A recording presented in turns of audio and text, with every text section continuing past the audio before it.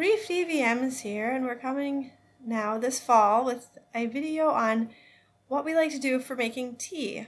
I know tea is getting to be more popular now, and we like to make our own tea from our own plants that we grow here. And obviously this is not quite a small plant, it's a very large black walnut tree. And this has been growing on our property for about 14 years now and is doing quite well.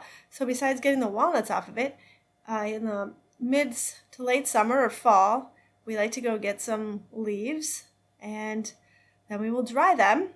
And we are using the greenhouse for this drying purpose instead of using the dehydrator because the greenhouse is empty and these leaves are fairly dry already. And so it only takes about a day, maybe two, depending on how much sun you get, to dry these leaves out nicely here in the greenhouse. So it's free drying time, and come back a day later and here they are, nice and crispy. So as you can see, my son here is just going to pull off all the leaves.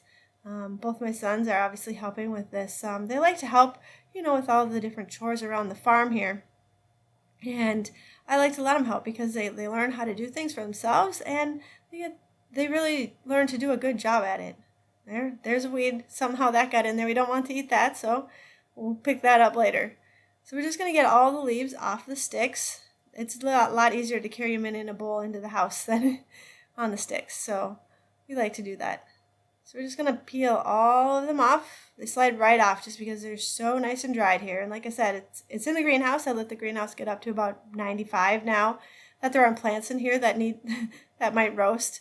So we're actually trying to cook the leaves and dry them out. So it works really well. It's a nice use of the greenhouse in the off season. So once we get in, we have our container we're going to keep the leaves in. We like to crush them up just a bit so that they will fit better into our tea strainers when we go to make the tea.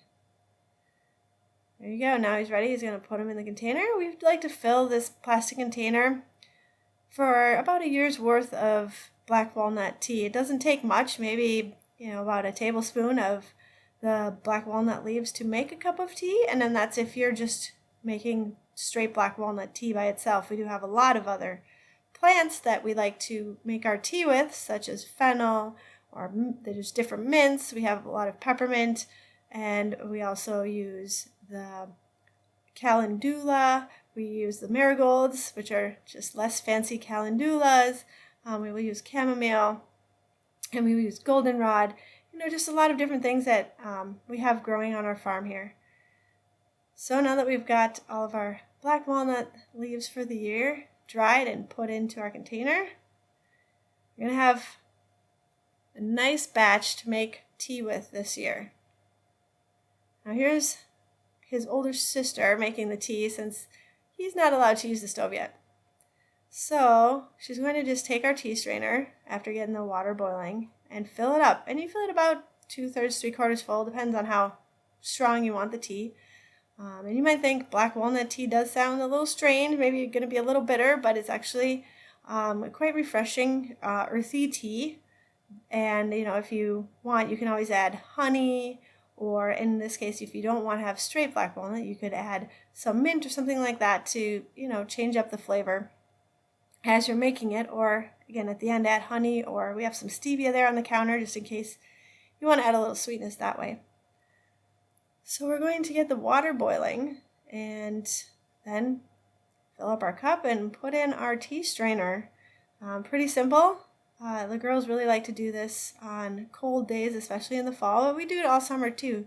Just anytime your throat feels a little scratchy or anything like that, a nice cup of tea really helps out. And black walnut is known for, helping with colds and the flu and stuff like that. So we like to use that in the fall here especially.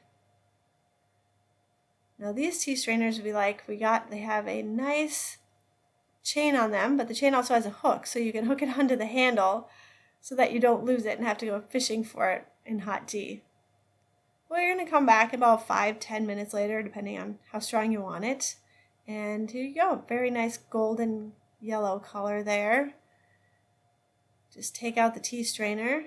And these tea strainers came with this nice little plate that you get to put them on, so you don't have to make a big mess on your counter as you take it out.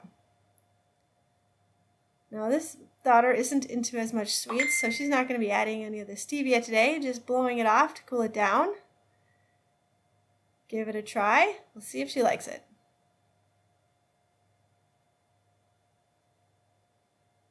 Yep, she approves. Thanks for watching. Please like or subscribe to support us.